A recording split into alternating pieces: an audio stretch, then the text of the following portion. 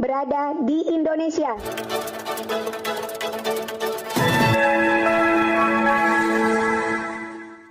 Komisi Pemilihan Umum atau KPU Provinsi DKI Jakarta menyatakan PDI meraih suara tertinggi di 1 dari 3 daerah pemilihan DKI Jakarta. PDI Perjuangan meraih kemenangan di Dapil 3 yang meliputi Jakarta Barat, Jakarta Utara, dan Kepulauan Seribu. Hal tersebut terungkap dalam rapat rekapitulasi nasional di kantor KPU Republik Indonesia, Jakarta, pada hari Selasa tanggal 12 Maret tahun 2022. Ketua KPU Provinsi DKI Jakarta Wahyudinata mengatakan di Dapil DKI Jakarta PDI Perjuangan menempati urutan kedua dengan 288.461 suara. Posisi teratas ditempati Partai Keadilan Sejahtera dengan raihan 390.441 suara.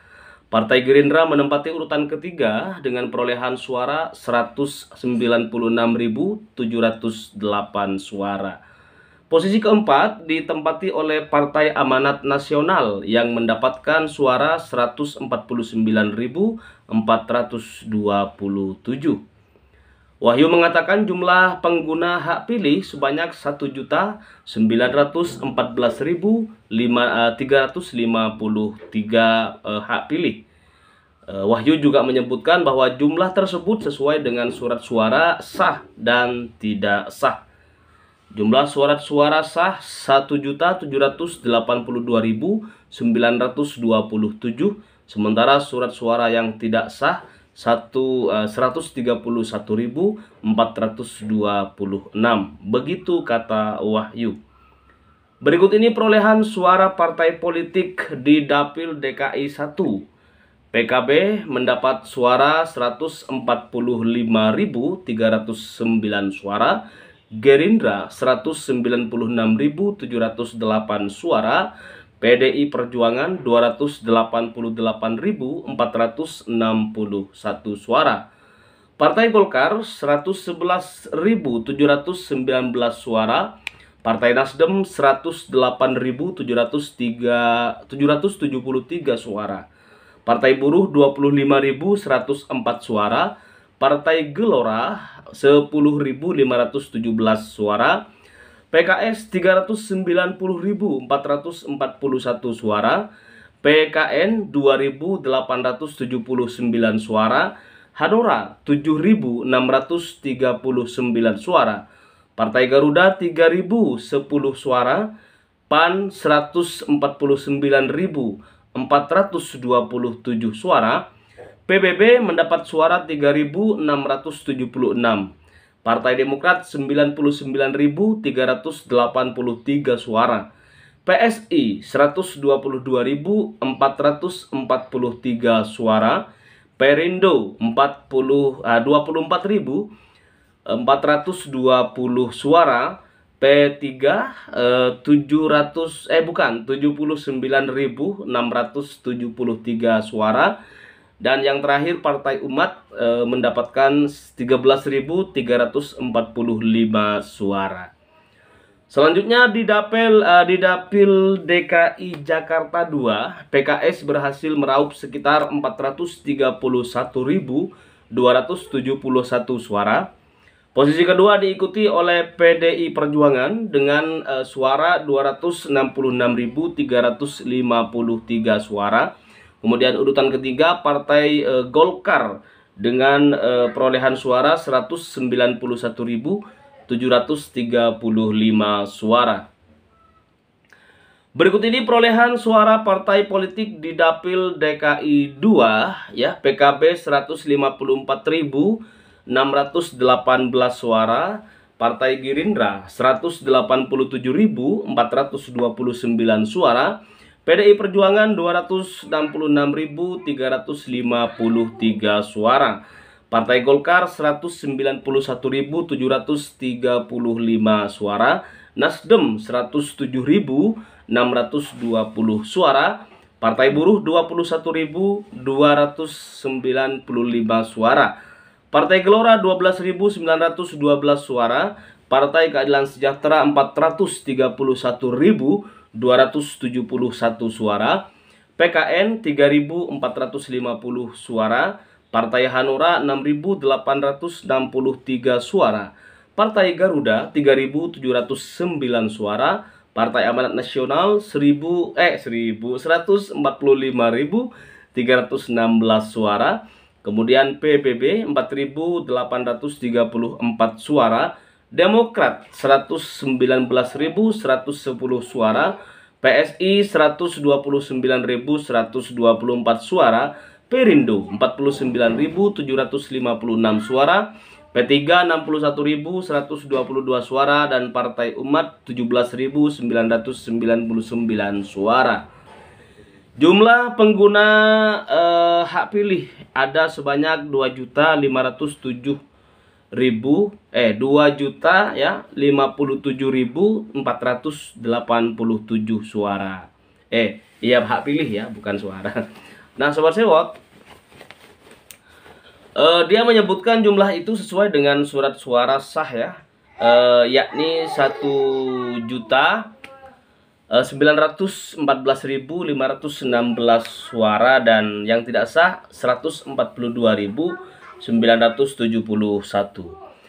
Kemudian kita geser ke Dapil 3 Jakarta ya. PDI Perjuangan berhasil meraup sekitar 386.980 suara. Posisi kedua diikuti oleh PKS dengan 322.200 suara.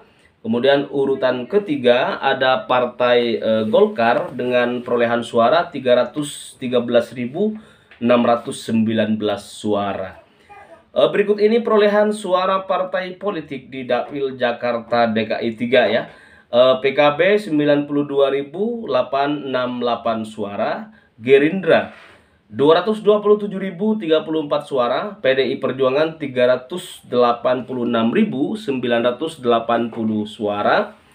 Kemudian Golkar 313.619 suara, Partai Nasdem 239.287 suara. Kemudian Partai Buruh 19.133 suara. Partai Gelora 18.175 suara, PKS 322.200 suara, kemudian PKN 4.436 suara, Hanura 6.043 suara, Partai Garuda 3.854 suara dan PAN 139.357 suara, PBB ya 4.187 suara. Partai Demokrat 133.307 suara, PSI 305.291 suara, Perindo 59.701 suara, P3 32.509 suara, Partai Umat 11.453 suara. Wahyu menyebutkan jumlah pengguna hak pilih ada sebanyak 2.484.182. Wahyu menyebutkan bahwa jumlah tersebut sudah sesuai dengan surat suara sah dan tidak sah.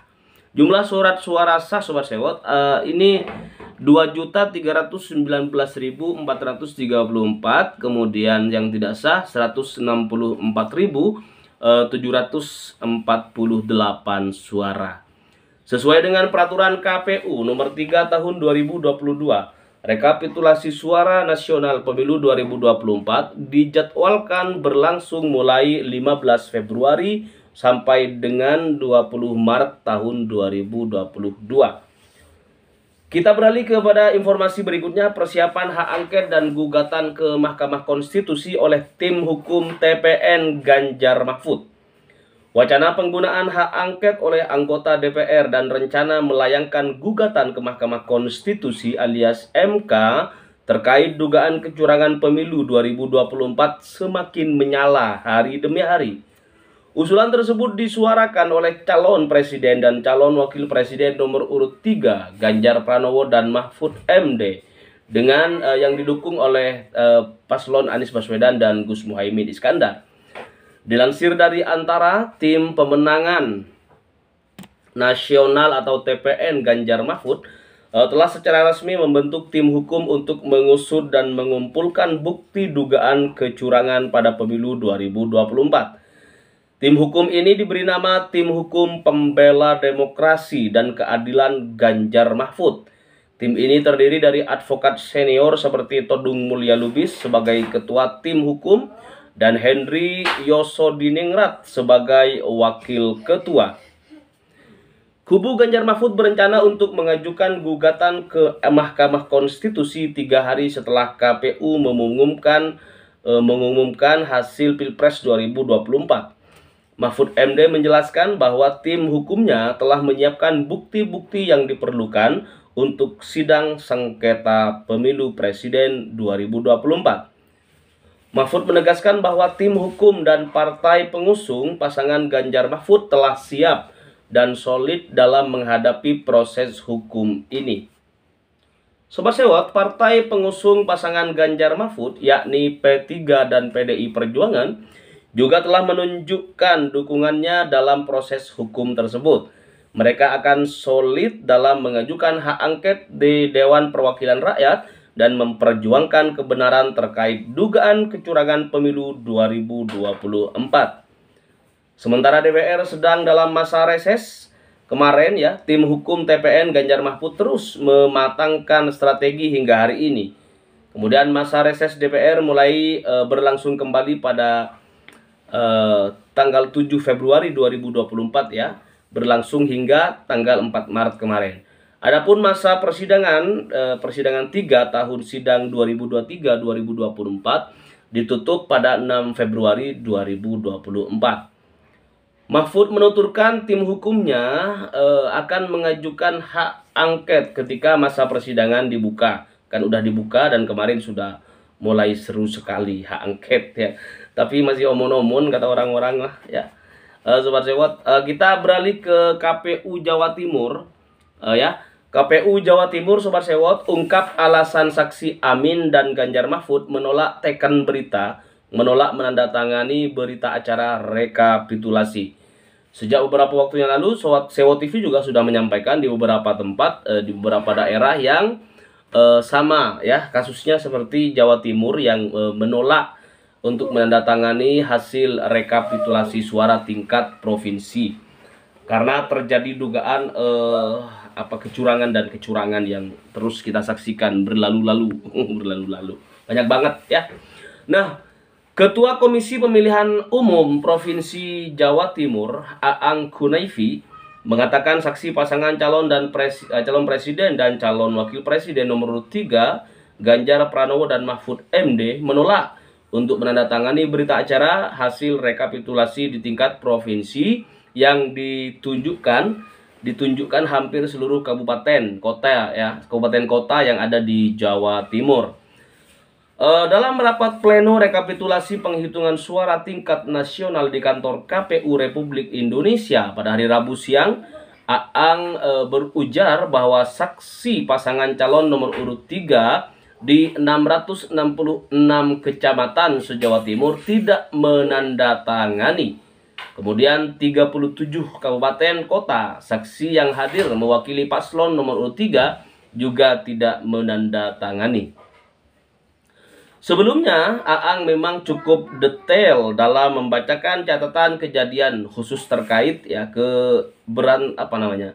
keberatan dari saksi pasangan Capres-Cawapres nomor urut 1 Anies Baswedan dan Gus Muhaimin Iskandar yang juga tak menandatangani hasil rekapitulasi di tingkat provinsi karena merasa banyak kejanggalan yang terjadi. Sobat Sewot, menurut saksi Anies Muhaimin banyak ditemukan kejanggalan seperti kesalahan input data, angka perolehan suara di banyak TPS di beberapa kecamatan hingga kabupaten kota.